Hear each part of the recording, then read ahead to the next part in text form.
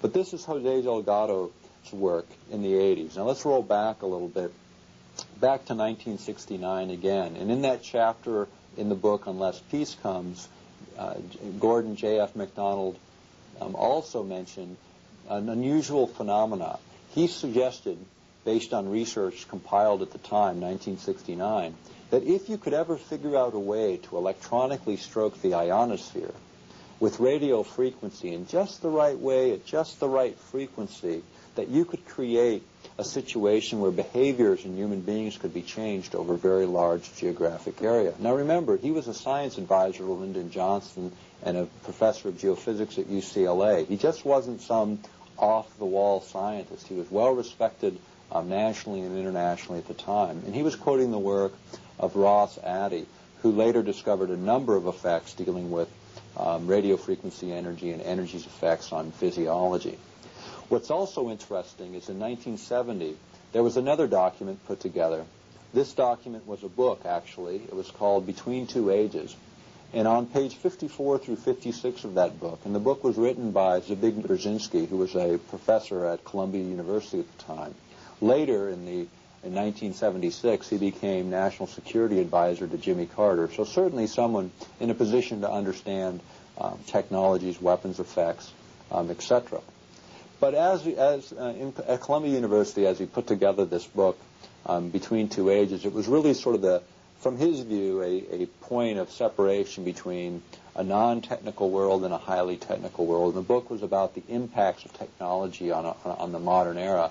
In fact, even though it was written 25 years ago, you can look at that book, you can read it today, and rather than being a forecast for the future, you could read it as a history, because pretty much what he laid out in terms of socioeconomic changes and technological changes was quite accurate. Zbigniew also predicted that if this technology were available, that most likely it would be used, no matter who was in power, that the temptation to utilize technologies to further political ends by whoever was in power at the time would be much greater than the good sense to restrain. Now you have to keep in mind, this is Zbigniew Brzezinski's idea of how this technology might be presented, but it wasn't at the time possible, 1970 time frame, because they couldn't focus the energy in such a way as to stroke the ionosphere. Now, how would this work exactly, and what exactly does that mean?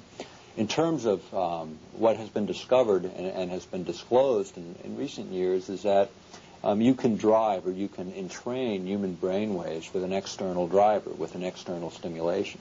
Now, things that are pretty well understood and well talked about in most circles now is light, sound, technologies, and also electrocranial stimulation, the idea of using pulsed electric current on the cranium itself, on the head itself, to create changes in brain states.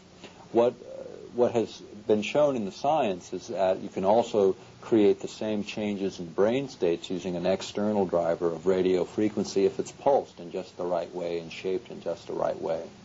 In the course of that, some things need to be understood. Important here is that Jose Delgado, who we mentioned earlier, professor at Yale University, what he discovered with pulsed radio frequency is that the amount of energy wasn't as important as the frequency in which that energy was sent to the human being. In fact, what he found was that the amount of energy necessary to create behavioral effects was only 1/50th of the amount of energy naturally created in the Earth. In other words, what HAARP will produce in the Earth-penetrating tomography application is 50 times more power than is necessary to influence behavior.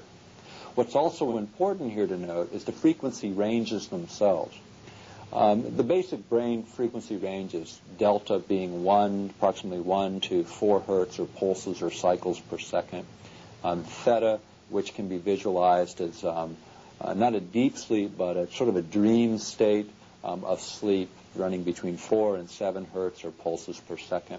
Alpha, which is 7 to approximately 13 hertz or pulses per second. This is creative thinking state of consciousness. Above that is beta, which is what we're operating now as I'm delivering this information to you and you're receiving it. And so what the frequency range of this particular application is within this frequency range from deep sleep to this kind of discussion stage. So what happens when they initiate this particular application is potentially, as a side effect, being 50 times more powerful than necessary, it may change the behaviors of people over a very large area, the same area that it's affecting for penetrating tomography. Which is interesting also in that this particular application could cover an entire hemisphere, even at HAARP's current energy levels.